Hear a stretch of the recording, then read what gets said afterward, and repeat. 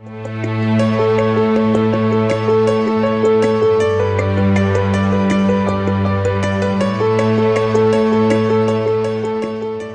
my name is Jon Acuff. I live in Nashville, Tennessee with my wife and 2 daughters. And I write and speak for a living. And I work with a guy named Dave Ramsey here in Nashville to do both of those things. My favorite disruptive hero is my dad.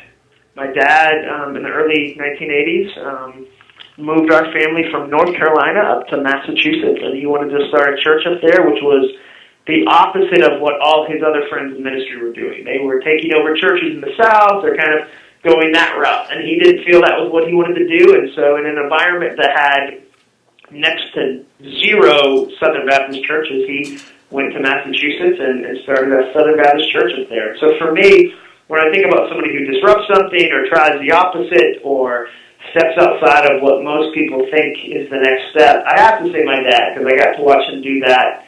I got to sit on the front row of that literally for 15 years, and that really helps me understand the power and potential of being disruptive. I think that part of it was just he understood he wanted a challenge, and he felt like that was a region that a lot of times had been ignored by the Southern Baptists, and felt like it was a place where he could go and really kind of learn and grow and be challenged personally, as he challenged other people personally as well.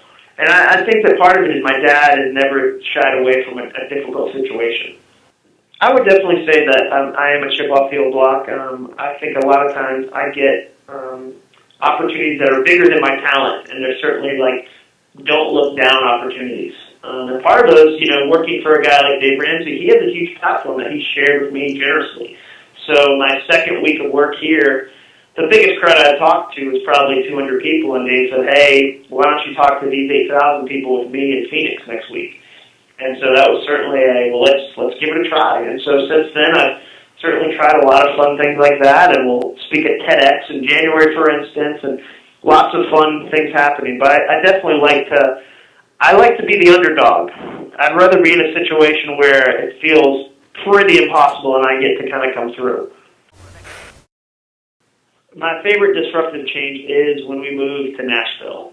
I was working in traditional day jobs and started a blog that went viral and got to get a book deal and grow some things and was doing a lot on the side. But for the first time ever, Dave Ramsey said to me, "Hey, I dare you to do this full time with me." And so to move my family, to leave the safety of a corporate job, to try something completely new, because it's fun to say on the sidelines, I could write a great book if I wasn't working full time. I could do this and this and this if I didn't have these obstacles, and all of a sudden they're gone. And it's definitely a make or break moment. So I would definitely say, when my wife and I decided, you know what, we're going to go for it, was my favorite disruptive change. Well, I'd say a disruptive change I'm currently struggling with is starting to think about the next book I write. I'm not a research writer. There's some great books, like Jim Collins' book is great at research. He's a genius at research.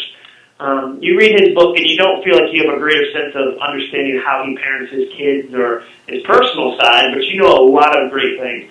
I'm the opposite. I kind of like to live it first and then write it second.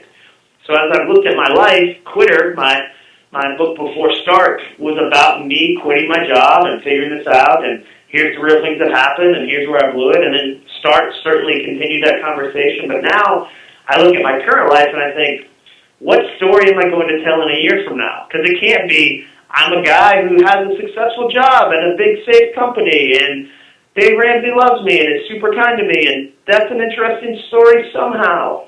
And so how do I, as an author, live a life that's worthy of a book? I don't want to get to the end of this year and go, wow, I had a pretty, it was successful, but it certainly wasn't inspirational, and it certainly isn't something most people can relate to.